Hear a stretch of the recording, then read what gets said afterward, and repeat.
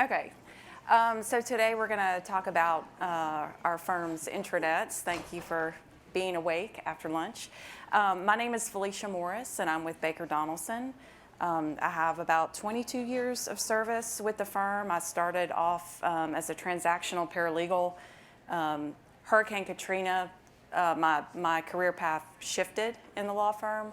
I started doing disaster recovery work, got into project management, got into legal project management, and then got into legal technology. So here I am today. Sarah? So I'm Sarah Hirebet, and fun fact about me, in 2013, I started going on to YouTube to find videos about how to do things on SharePoint because I was desperate to present knowledge content in an accessible space.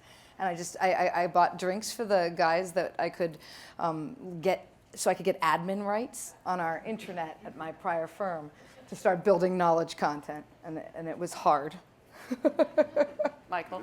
Hi, my name is Michael. I work at Fasken. I'm a knowledge management architect. Previously, I worked at a mid-sized firm. I started my career in library work. I was a library manager and an information and knowledge manager. And I came to Fasken about 3 years ago. My work at Fasken is around knowledge infrastructure. So the intranet is a big part of what I do, but I also work on our knowledge bank and on our taxonomy management products. So this is going to kind of be a past, present, and future presentation. So we're going to talk about some recent upgrades that we did and successes that we gained from those. Talk about our data strategy, content governance and challenges that brings, and then touch on AI a little bit at the end. Because it's required. Yeah, it's required. So it's just a snippet at the end. So I'll start off. We recently, I say recently, but about 3 years ago, we upgraded our firm's intranet. We were, given a mandate by our security team. We're shutting down the servers. They're as old as you. They gotta go. So we took a pretty different approach. So we had a very robust intranet, it was BakerNet, and it had a lot of integration. It had research integrated, net documents integrated, experience integrated, and it was state of the art. It was great, but it just became a beast, and it became so content heavy that the number one complaint that we had was, I cannot find anything. It's because there was so much in there, and you just couldn't find anything. So we actually took a step back and streamlined our content a lot. If it was older than 2 or 3 years old, it was dying on the server. And so we did a lot, even before we started building out pages and all of that. I mean, we did a lot of content cleanup and just, made decisions and maybe had, 1 or 2 people ask where something was at the end of the day. So, but we had a lot of customization, and again, it was great at the time, but it became very high maintenance. Anytime we needed to make just a small change, it required our developers, and that just wasn't sustainable. So the picture in the back, while it doesn't look like it's a lot of maintenance, it was. And so we were on SharePoint on-prem. We moved to SharePoint Online. We purchased InfoDash, and so that was kind of our launching pad. We were one of their first customers, and so they've been great partners to us. And just having that pre-built stuff was a huge time saver. And we also rebranded. We changed from BakerNet to Baker Hub, and I'll explain that a little bit later. But some of the bigger successes is, they may seem small, but right now we're still using our out-of-the-box search.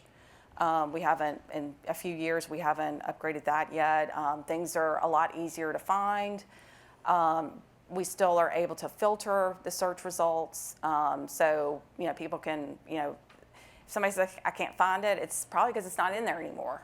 And then, of course, with SharePoint Online, you get the mobile application, and so that's been very well received. We have our Baker Hub app on the phone. And so that's been very helpful as well. Michael? All right, this is me. So we have also had the problem that no one could find anything, but it wasn't because we had a really good intranet before. We had like sort of 3 or 4 possible different intranets. We had a situation where we had an on-prem intranet that wasn't meeting some users' needs, so those departments just went and spun out their own SharePoint online sites. We had a separate platform altogether managed by our comms team that was used for client success stories and internal news, and it was not working very well. Certainly didn't have any integrations with our DMS or any other platform. So 3 years ago we started the project, and then 2 years ago Fasken Central launched. We built the product in conjunction with our data lake. So these were sort of twin products, and they really go hand in hand. Fasken Central, the data really is what underpins it and really makes it a success. We worked with KLST on the build for the product, and we worked with Firebet on the data lake aspect of it, and on the requirement gathering and design of the intranet, and it really worked out well for us. I'm going to refer to some notes because I just want to go through some of our features that I think demonstrate the data that underpins it all. So we have a My Alert section with actionable data such as time entry alerts. We have the ability to subscribe to topics of interest, like for practice and industry news and regional updates. Users see events and announcements that pertain to them in their region and their practice group, and that's through our data lake synced in with Sitecore, so it's what's on our external site comes into Fasken Central. We have tools and apps, which I don't think is visible on this slide, but users can easily access our tools and apps platform, so they can pin something, so they come to Fasken Central, they can easily access their most popular applications or their favorite applications. And not for lawyers, but for legal assistants, we have My Assignment alerts that they can subscribe to a lawyer and then get notifications if there's time missing or days since last entry. And finally, user profile pages pull in data through the data lake from all different systems in our firm, and it shows information about top clients, practice areas, their profile from Sitecore, and links out to ethical wall information. Sarah? I mean, like Michael, we didn't have anything exciting to start with because we had yours sounds awesome in the first place, but we had something that was built in 2012, and I was just teasing Rob Sarcone about this, and it's timely with Sarah's talk because XM Law got built or bought by TR and then decommissioned and unsupported. And so I came in to the firm on my first day, and they're like, our intranet is unsupported and breaking. The search is not working anymore. Pieces are falling apart. Please get a new intranet. And I was feeling no pressure. This is what it looked like before. It was basically unfunctional. The ownership was not defined. The content was stale. We didn't have any reporting and no standardization, and it wasn't a place for collaboration. So moving forward one slide, we then, after a long courtship, ended up partnering with Clear People with their Atlas product and with Upland BAI for their Smart Hub and for their connectors for integration. And that brought us the ability to put this kind of skin over Microsoft 365. So when I was trying to learn how to use SharePoint on those YouTube videos, was very hard. This was very easy, and I built most of it myself because at the time I was a one-person shop. And one of I think the biggest successes actually that came out of this was I got to hire afterwards. Because the response from our people was that their satisfaction went from 35% of our people said that they were okay with our internet design up to 90%. And they now say it's 2 times easier to find what they're looking for. And the biggest thing is I'll say every project that I do in knowledge management actually starts with a place on our intranet where we build out the hub or the place where things happen. So it's been foundational for the entire program that we've built. So one of the things at the time didn't seem like it was a good thing, but we were under a very expedited timeline, and kind of used that to our advantage. I think we purchased InfoDash in October, and then our developers said, well, we're not available until after year end. And so it was like February before they could actually start getting in there. And we had to be fully implemented, fully rolled out in July. So the time between October and February, we worked on the content, and then we started building. But we decided that we were not going to do a lot of customization. And so just because of the timeline crunch, it was easy to say, well, we'll do that in phase 2. And a lot of that phase 2 stuff has still not happened because nobody was asking for it. So what we ended up doing, here what I'm showing is a client dashboard.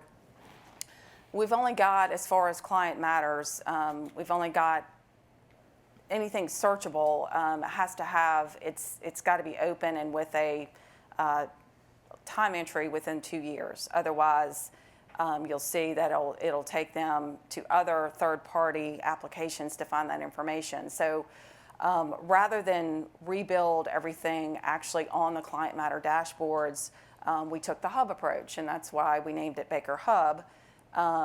So if they want information on client details, they'll hit the client details button, and that's going to take them to Foundation. Back in the old intranet, everything was kind of like rebuilding a UI for all of these different tools, and the UIs are a lot better, and so we took advantage of that. So billing details, that launches them to EA Pro. Guidelines and waivers, documents will take them to the Net Documents workspace, and then any financial overview takes them to the Big Hand Iridium financial dashboard. So that has significantly reduced the amount of maintenance for my team, so we can focus on other higher value work and projects. So, and also we have, if the client has a Firm Extranet, they can launch it from this page as well. So definitely a different approach, but it has been embraced. Michael. All right, so that's great to transition to our intranet. Like, I think our Client Matter pages are a bit different. They do have, you don't have to go out to find a lot of that stuff. It's all presented there on the page. So we do bring in information like from iManage or at least recently work documents. Our Client Matter pages have like KPIs, key contacts, so you can find the client relationship manager, the billing coordinator, and collections coordinator. And on the client pages, you can see a list of recent matters. Recently as well, we launched our client group pages. So you can roll up from a matter to a client page to a client group page and then see all that accompanying information as you move up the chain. Data is a really big piece of Fasken Central, and a really big successful part of that is our Power BI web part. So as part of the project, we developed a Power BI web part, and that enables our data analytics team to just pull together whatever they want to present, and then we can put it onto the onto the SharePoint page, and there you go. So it started out with our Client and Matter pages. We've expanded this to the client group pages, and now we're looking at using those for our industry pages. So when a user comes onto the industry page, they can see information about new clients, recently worked clients, hours worked by department, or sorry, by practice group, or by region. So for us, for our data strategy, we were not ready to come in and say, hey, we're gonna go on a top-down, like culturally. There was no way we could say top-down, we're gonna bring a data strategy to bear in the first place. So we started just with pain points, and there was a lot of communication about our inability to find out things about our people. And this was really interesting as we worked with our partners at Clear People to say, we want to move in this dynamic way, and they didn't have exactly what we wanted, so they built it for us and then put it into their roadmap. And our people pivot space lets you actually click between categories. So if someone says they went to Temple University, you can click on it and see everybody else, or they're the board of directors, you can see everybody else who's in that group, and then filter down to say, well, who's on the board in my office, for example. And I've been told now that people come in and say, before I go to meetings, I find out I go to this space. And we're looking into, as we move forward, to say, well, what other experience will be good for us here? And a lot of what was available in people, so like people kinds of tools were too big for us otherwise out of the market. Like Foundation's not a project that we are going to be able to dive into at our scale, so we were able to customize and build in this place, which has been really huge for cleaning at least that portion of the data. And that actually inspired a lot of people within the firm. There were other departments going, wow, this is cool. And then we could have these conversations to say, well, let's talk about what it means to clean this bit of the data to be able to make this happen, to understand the concept of data architecture. And it's kicked off a lot of good conversation. And now, and we'll go forward a slide, we also, for the first time, have actual data about how people are engaging with content. And we are able to look at it, and we do so on a regular basis to say, what are people going to? What's catching their attention? What kinds of pages bring people here? And also, what do they search for and look for that they're not finding? One of the things we were able to do was to dig in to say, oh, people are searching for this, that, and the other, and how can we fine-tune our results? And we actually created a little web part that was called, who do I call, where do I go? And it would help people answer I actually think I have another slide later that we just, now don't worry about it. We'll come back. I'll wind it down. But I think one of the really important things is to be able to say, do you actually know if is your project working? Where are people going? And then we built it then into our culture that we would consult this and know how we were going to keep building and what pages were actually working. Yeah, we're getting ready to do a homepage refresh, and we've had a kind of a change in staffing in our communications department, and my team's been wanting to refresh it, and other projects just kept taking priority, client work and all of that. And so when they came to us and said, hey, we want to do this, and I mean, we were like, great, we've been dying to do that. It's a lot easier. It's not one size fits all. And if it sucks, it's their fault. It was their idea. So throw them right under the bus. Right. No, but anyway, so just a lot more, I think, flexibility overall in the intranet. So, but of course, content governance is always an issue.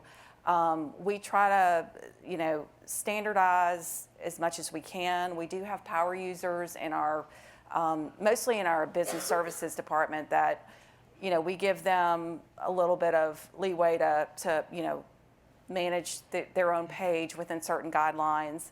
I've got a sample here of our marketing department. They have a press release tracker. They update. I mean, before, everything had to come through my team. Everything had to come through my team. So we've got those power users that we can work with. And then just another example of I've got an office page here, just using the connectors with an info dash to plug everything up. I've got a couple of people that we're not experts by any means in SharePoint Online, but they've been able to really pick this up and run with it by using the connectors, and we still have a lot of flexibility there as well. All right, let's see here. One more slide here. So again, being consistent, being flexible, and then also being innovative, and so that brings along challenges. And so here I've got our knowledge management hub that we're working on, and it's got a lot of information. You can't really see it in the slide, but there's a lot of quick links. There's a lot of links everywhere, and so the challenge is keeping this updated. I mean, we've got to remember the basics with content management and not get to where we were. And so we've got to continue to work with, I think somebody touched on this yesterday, working with the practice groups and finding people willing to, take the time to keep their forms and their templates updated. There's if we want to use AI on top of this, the data's got to be good. So it really just, I was really enjoyed the data panel because it was just, you know, I was like, yes, yes, yes. And so, you know, it's only good as the data that sits behind it. So we have an executive data council now, and so we're examining all those things and trying to stay on top of all of that. But and then it's you know, our biggest users of the intranet it's still the business services, right? The admins. And so when we had BakerNet, we had everything in there. We were hoping that it would just be a place where the attorneys would come to work, and they didn't. And so when they, you know, the content had grown so much, and with every upgrade, the content just kept going on and on and on. And so, you know, the joke was, you know, I'll never forget, we called and we were trying to get feedback, you know, what we should do on the new intranet, and what didn't you like about BakerNet? Oh, you mean Baker not? And I was like, oh gosh. So you've got that whole like trust that you have to rebuild, especially with the attorneys. So that's always a challenge, is, you know, and that's why we kind of took a step back. And, you know, but even having the links, the hub to the third-party system, I mean, the data's got to be good in that third-party application. Otherwise, it's Baker Hub's fault. You know, all the time, this is wrong in Baker Hub. Well, it's because it's wrong in UKG, or it's wrong in Foundation, you know, those kinds of things. So, but it really is just kind of regaining that trust back. Michael? All right, a lot of that really resonates with me as well. So I'll kind of comment on a few things. Yeah, first of all, if it's someone else's problem, like if it appears on Fasken Central, but the problems with the data or the problems with some content that someone else has put on, it's our problem to fix, right? So that's stressful, but it's worth it in the end. Yeah, data now at this point is kind of easy, right? Like the data lake's there. We've got our database administrator, the data team's good. So if we can get an API, if we can get our hooks into the data, then it's great. Like we can just sort of pull things in. Where things get messy is when it's working with content, and it is our business professionals that are managing a lot of that content.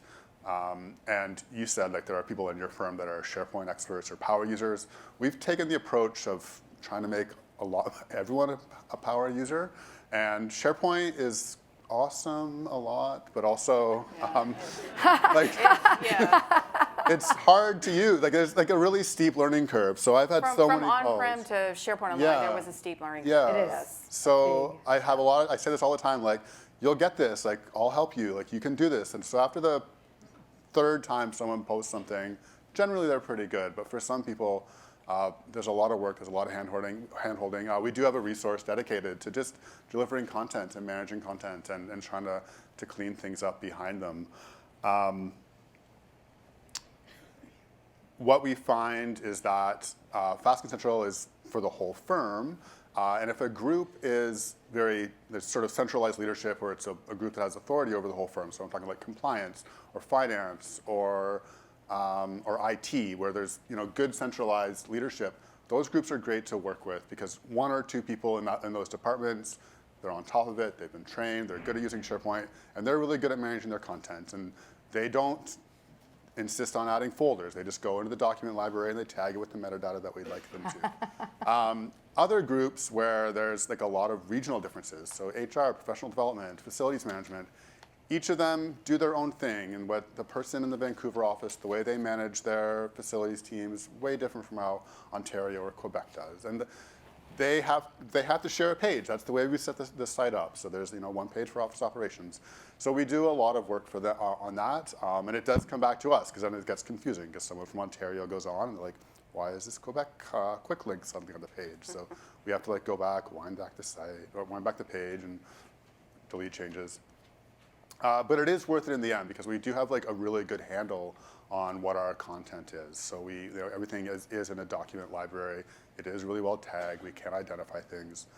So it's worth it in the end, but it certainly is a lot of effort. Another interesting challenge that I'll say that it's kind of unique to Fasken, or at least most Canadian businesses, is that we're a bilingual operation. So our clients and our lawyers are bilingual and our staff are bilingual. And we have to publish content in English and in French. And that just, again, is just a lot of work, and sometimes we do that really well. Some groups are great at it, like, again, like IT, finance, compliance. They're excellent at doing that because they're really speaking to a firm-wide audience, and they know that their message needs to be out there bilingually. But if you're in a predominantly English region, it's far less likely that you're going to care about that, and you're not going to post things up. So that can be a challenge. It's funny, all these little things we do to try and manage people when we have a kind of matrixed system for governance of these spaces, and it sounds ticky, and I think maybe a little unsexy to be like, oh, the Intranet project. Like, is anybody excited about the Intranet project? And actually, one of my pitches to our people is that this is actually really powerful. Like, you are a content manager in this section, and that means you're controlling the message, and you get to pick the pictures, and you're doing the visuals. And let me sell you on the fact that when you get to do that, you gain influence in our organization, and you have the opportunity to show people what something visually compelling looks like should you care to work in that space. Some groups love it. Like, they were thrilled. Like, oh, we don't have to go through comps anymore if we want to post. I'm like, away you go, like, please. And they're great users. So. They really are. Yeah, there's a yes. I was just wondering, what do you do when you have spotty participation? Some people would love to update their page. Yes. Tons of information on it. And then how it looks when you go to another team's that's really basic and like paltry. So we actually, oh, go ahead. Sorry. Oh, I'll go first. Okay. It's sort of the carrot. Like, if one group has a really great page, then we'll be like, look what they've done. Because some regions don't know. They're like, oh, what do we put on the intranet? And I'm like, well, like, have a look at this region. Like, they've got like tons of documents, all their policies, all their procedures, all their key materials. It's great. And like, the real carrot is like, every time you get an email from someone about something, you can just point them here, and eventually you don't get emails about it because they'll just know that it's there already. It's my favorite to show everybody. Like, this is how you answer things now. You get the question, and if the answer isn't already there, you don't answer it in an email. You make sure you've updated your intranet, and then you say you can find it here. But we also worked really hard to build excitement around our space. One of the things we did was a naming contest. And to get the Stratosphere there were 300 entries, and 14 of them related to Stradley, Stratosphere as a concept. And then at some point I said to my boss, who's the COO, I said, how hard can I lean into space puns? And I'm speaking to you about this specifically as the Walt Disney people, because we were just talking about delight, right? And we literally said, the animating principle for our intranet will be to delight you and to be excited about it and to be visual and fun. And we felt like that would help like bring people in. And I also said, it's delightful when someone asks you a question and it takes 5 seconds to go, it's here. You know what questions you get over and over again. But to get to how to make sure it was more even, I mean, we definitely had a problem with that. And the internet was popular enough when I published it. When we first went out, I said, I need to hire.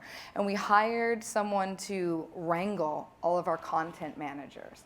And first thing she did was she made this centralized page, which we call Mission Control, because space puns were fun. And she designed a curriculum and a standardization that we began to highlight.